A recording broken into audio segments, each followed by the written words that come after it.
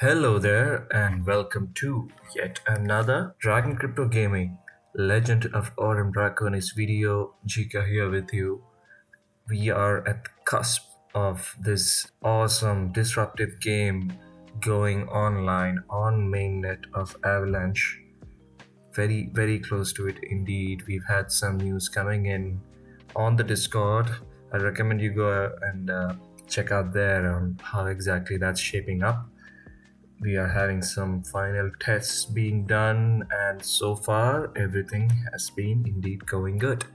So we will soon be getting all these awesome heroes and their own character builds and everything for legit on the mainnet, and all the loot we get, all the DCAU and DCAR that we're gonna earn are all gonna be legit soon enough. But for now, we've had another wipe as a result of this last beta phase being tested, and I thought we never got a chance to really get a look at how to go about making a magic character build, a mage, as it's called, which is pretty awesome. I've got a neophyte right here. I've been trying to get her a few levels up, not to show you all the grinds of level 1 where you just go to enemies, each of them. But as you can see, I've put 5 of my first 10 points into magic, and the rest of them to attack and endurance, because it's pretty cool how the bonus points for magic plays out. And as you can see, almost all of these equipment are all magic based because I opened up a mage starter kit. It's one of the 4 types of chests that's available in the market right now on NF Trader or on JoePex on Avalanche, which will give you a whole set of equipment to start things off with, which is undoubtedly a huge advantage in the early game. All that bonus points of magic, as you can see, each battle becomes a one-shot because of not just the extra magic that you gave in the beginning in terms of skill points, stat points, but also for the extra bonus magic that you're getting from all of those equipment. That's the advantage of having a starter kit. You don't need it particularly in the beginning to, go on about your things, but having all of that magic extra straight from the beginning gives you that much more extra damage, and it will help you progress that much more faster through the earlier stages. Right, we got an amazing loot right there. Almost missed me. That's a rare wand. It's got +7 magic and +4 magic and +300 HP, and the durability, which is gonna be really crucial because with the new update, durability decreases quite fast, so your weapons won't be around with you for too long, so you gotta be wary of it. Right, I'm gonna go ahead and probably switch one of these because the one I have is almost out of durability already. Maybe I'll switch back one shot as always. Right, I think I might try to get back the almost broken down wand and finish it off so that I can break it down into gem shots and wood. Pretty good loot right there.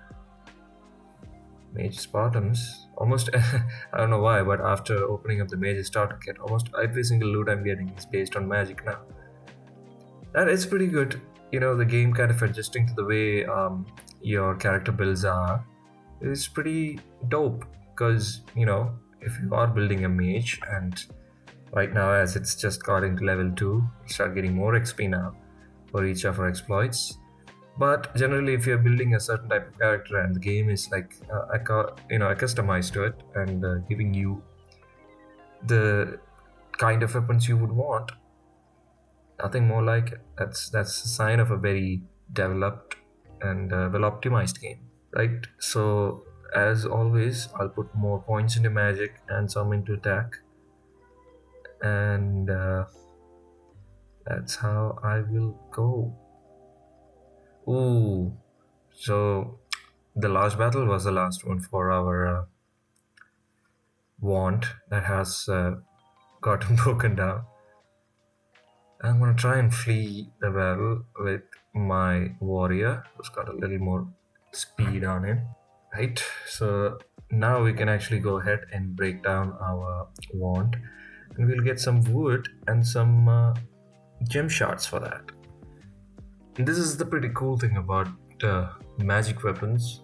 It's not just the usual wood or steel or iron, but it also got some kind of gems or something of that sort along with it.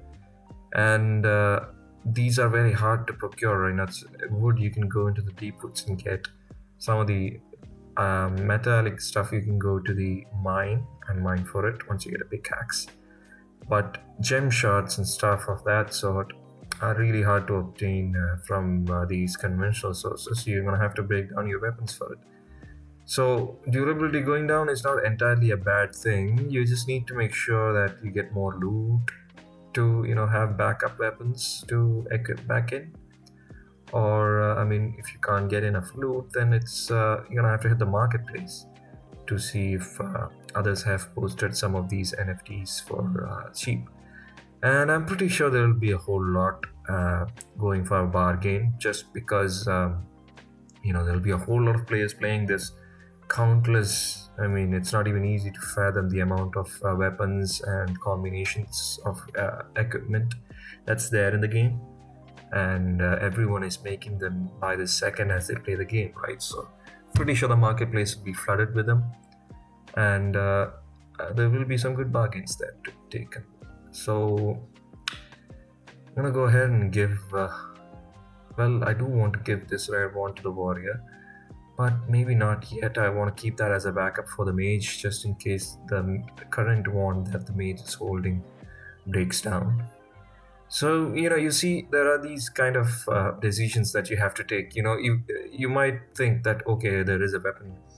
We do have some weapons in the stash, especially perfectly made for warriors, the swords. So we'll go ahead and do that.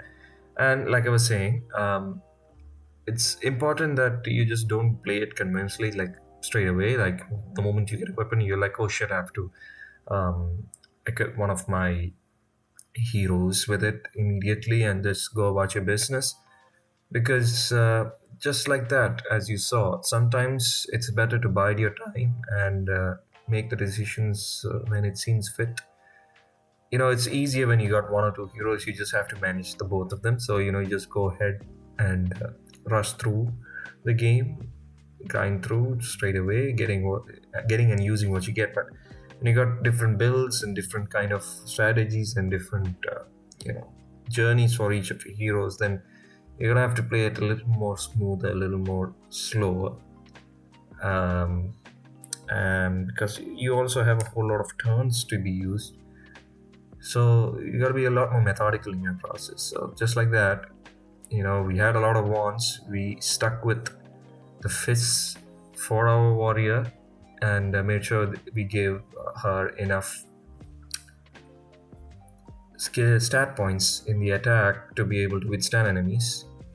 And when the time came that we got some swords, oh, that's an amazing loot right there, poisonous leggings. So when the time came that we got some swords, now we can equip that to the warrior and she can go about her merry way acing opponents. And we kept our wands for the mage, as she is the magic expert with the most skill points on magic to be able to utilize those weapons much better. And as a result, we now have backups for it. So not too shabby. So this is the kind of strategy you would want to be following. That's another brilliant loot right there, demonic axe of attack. And generally, if you follow this kind of gameplay strategies, then you should be good to go. You have fallback plans for everything. So the awesome thing is the game itself allows you to do that. So this is my second warrior, by the way. As you can see, I'm going more about tips and stuff instead of describing the action, but it's all about the plans behind all these battles that's happening. In the beginning, to get from level 1 to level 2, each battle gives you 8 experience, and you need 125 experience to get to the next level. So you do need to grind a lot in the beginning. I guess you'll have to win at least 15 battles or so. But it's all right, as long as you can get one of these bigger guys. It's either the bigger warrior or there's a mage up to level 2. Then you can start, uh, you know, defeating enemies. Well, that one was a quick one. You can start defeating better enemies with your level 2, or at least use your level 2 to kind of soften them up, and then use your level 1 warriors who can still deal good enough damage because of the weapons and the attack, because it's a master hero, and get more than just 8 XP, and as a result level them up faster. So it's paramount that you get one major hero up into level 2, and enough to be able to deal amazing damage just like that, and also take some, and use your other heroes to kind of deal enough damage, also take enough damage and level up. That's exactly what we are doing right here, and that will do. And we've got level 2 on 1475. That's our master hero. So just as I was talking about it, we just had a demonstration of how to use your level 2 hero to face level 2 enemies, and have it switch to your level 1 heroes to give them more experience and level them up faster. And that's about it. So until the next video, hopefully we will be able to continue this journey of the magic hero, but we might have another wipe. Maybe in the next video we will also be able to tell you about the launch date. Prepare for the game if you're interested in it. Of course, NFA, do your own research and all that, but it's also about the fun of playing the game, and that's what I'd like to concentrate on. That's how it is. So have a good one. Until the next one.